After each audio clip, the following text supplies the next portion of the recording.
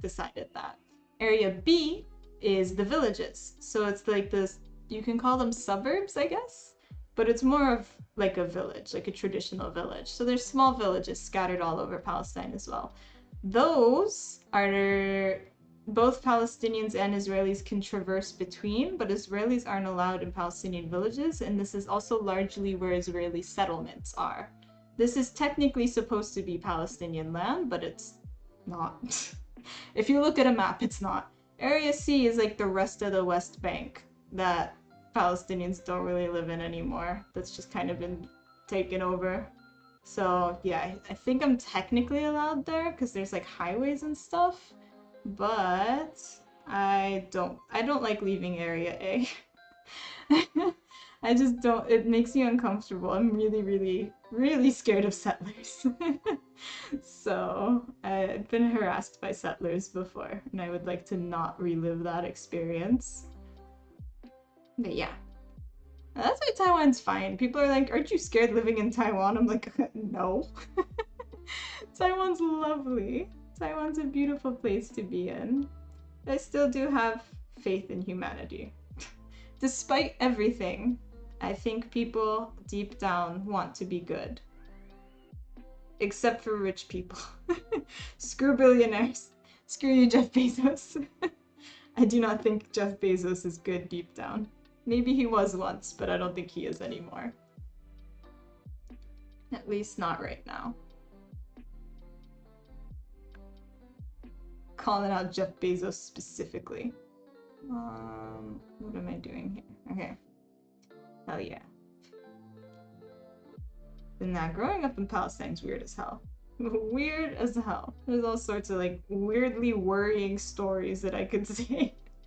But I'm not sure they would fit a chill vibe very well. As they might be just sort of stressful to hear about.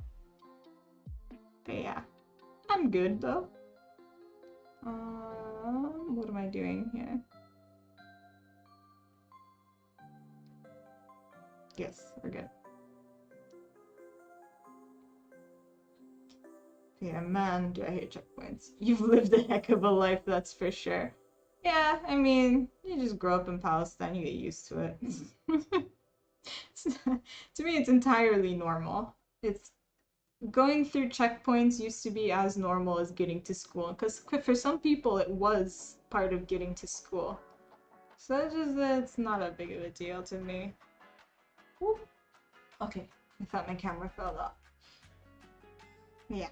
Fun times. I still think everyone should come visit Palestine. Come visit Palestine. It's wonderful. We have really good food. I can't wait to go visit. I would love to, except plane tickets cost $1 million right now. So one plane tickets are less expensive. I'm probably gonna take like a week off of everything and go visit. It's like we live in separate worlds. You would think so? I would say what separate... There's a very famous quote. I don't remember who it's from. I don't think it was Oscar Wilde, but it might have been Oscar Wilde. I have it written down somewhere. But there's a very famous quote that's, there's not that much different between people, but what is different is very important. I like that quote because it's largely true. Basically everyone on Earth is the same. There's only minor differences. But what is different is pretty interesting. I'd love to visit a free Palestine one day. If I shouldn't make comments like that in here, I apologize. Nah, don't worry.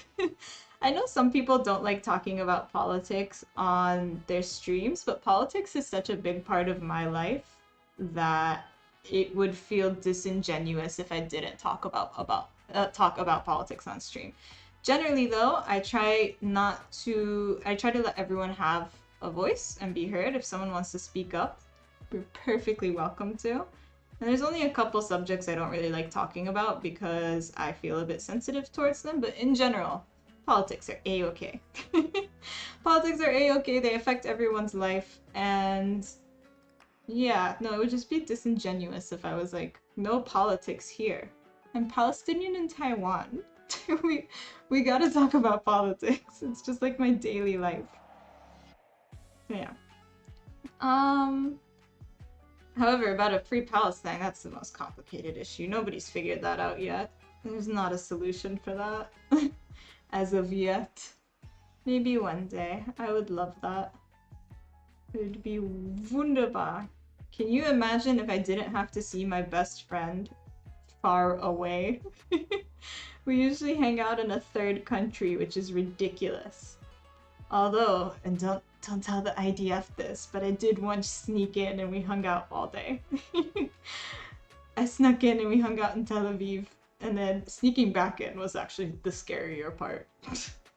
Sneaking back into Palestine was the scarier part of that excursion. Ophiecon 2023. Ophiecon, what does that mean? The convention.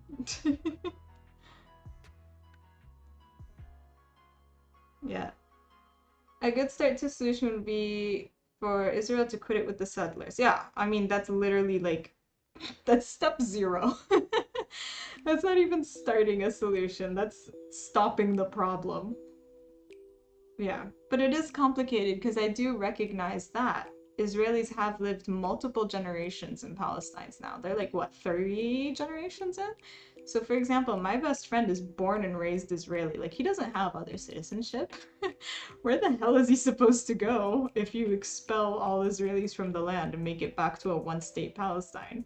But the counterpoint also exists where